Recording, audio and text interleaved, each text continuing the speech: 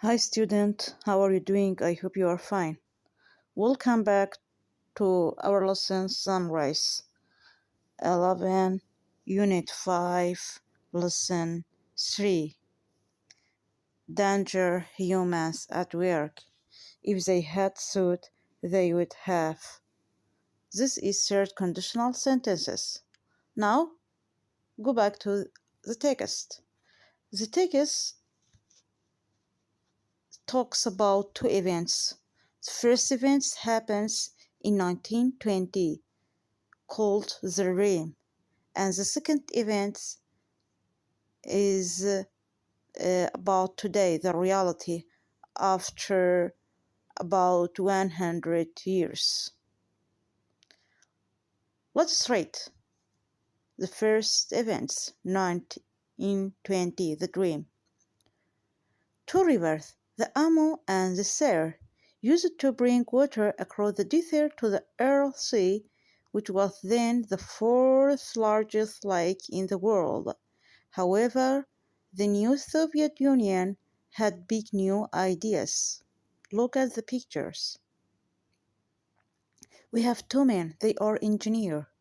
They are Russian engineers talking about this Aral Sea. What is their plan for the future?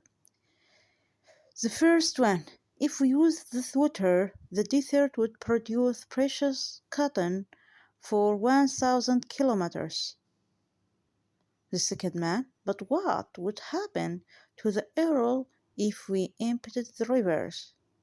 The first man answers, it would disappear and a few fishermen would lose their jobs, but instead there would be work for 1,000,000 farmers. Now, today, the reality. What happens to their two men's plans?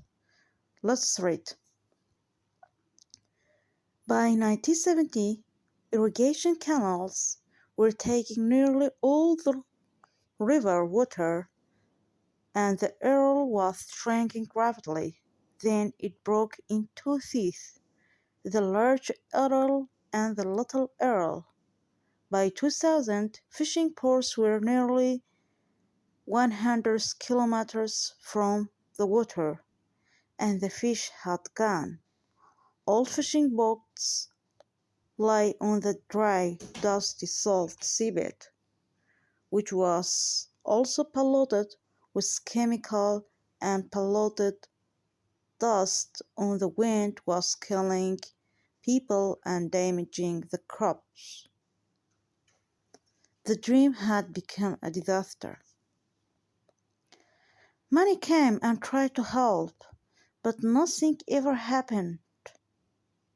One local leader recently looked back and said, if every expert had brought a bucket of water, we would have filled the earth again.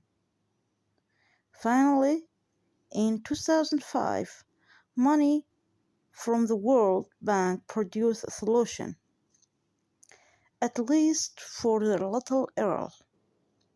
Engineers first repaired the badly built canals, which had always lost 75% of the water they carried. Then they constructed 30 kilometers dam across the south of the lake. As a result, farmers still got enough water, but the little Aral started filling. Since 2005, the average depth has increased from 30 to 40 kilometers. The fish have started to return. So has the fishing industry. A lot of money had saved a small part of the Aral Sea. But if those planners had thought more carefully, and perhaps they would have killed the project. If they had, this environmental disaster would never have happened.